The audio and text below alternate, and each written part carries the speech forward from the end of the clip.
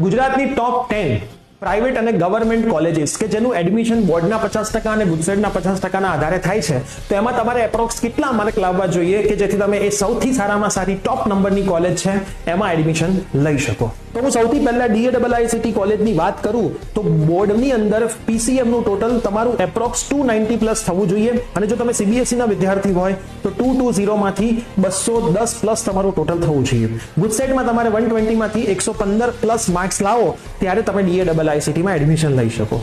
Same હું જો નિરમા યુનિવર્સિટીની વાત કરું તો તમારે બોર્ડની અંદર 285 પ્લસ માર્ક્સ લાવવા પડે અને CBSE ના વિદ્યાર્થીઓએ 210 પ્લસ માર્ક્સ લાવવા પડે, અને ગુજસેટની અંદર 112 પ્લસ તમારું એપ્રોક્સ ટોટલ થવું જોઈએ.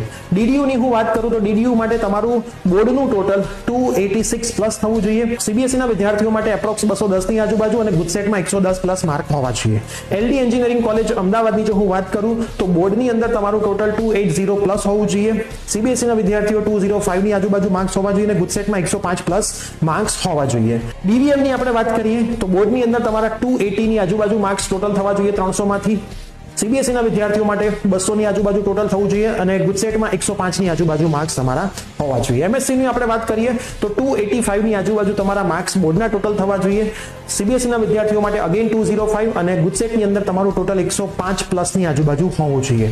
સેમ ટુ સેમ દર્શન સાર્વજનિક ડેપસ્ટાર ચાંગા એનો ડેટા પણ તમે સ્ક્રીન ઉપર જોઈ શકો છો. આ ડેટાના આધારે તમને એટલો તો આઈડિયા આવી ગયો હશે કે બોર્ડની અંદર 300 માંથી 280 પ્લસ તમારા માર્ક આવે જો તમે GSEB ના વિદ્યાર્થીઓ હોય. જો CBSE ના વિદ્યાર્થીઓ હોય તો 220 માંથી 210 પ્લસ માર્ક આવે અને ગુજસેટમાં 120 માંથી approx 110 plus mark 110 plus marks આવે તો તમે ગુજરાતની એ તમામ સારી કોલેજની અંદર સરસ મજાની રીતે એડમિશન લઈને 4 વર્ષ પછી તમારું એક સરસ મજાનું કેરિયર આ ક્ષેત્રે બનાવી શકો છો. તો હવે લાગી જાઓ તૈયારીમાં. આ રીલ તમારા તમામ ફ્રેન્ડ્સને શેર કરી દો જેથી એ પણ પોતાની બોર્ડની તૈયારીનો એક પીક પોઈન્ટ પકડી લે. અને આ જ રીતે એડમિશનની તમામ પ્રોસેસ સમજવા માટે અમને એટલે કે પ્રિય સર વિદ્યાપીઠને ઇન્સ્ટાગ્રામ અને YouTube ઉપર ફોલો કરવાનું ના ભૂલશો.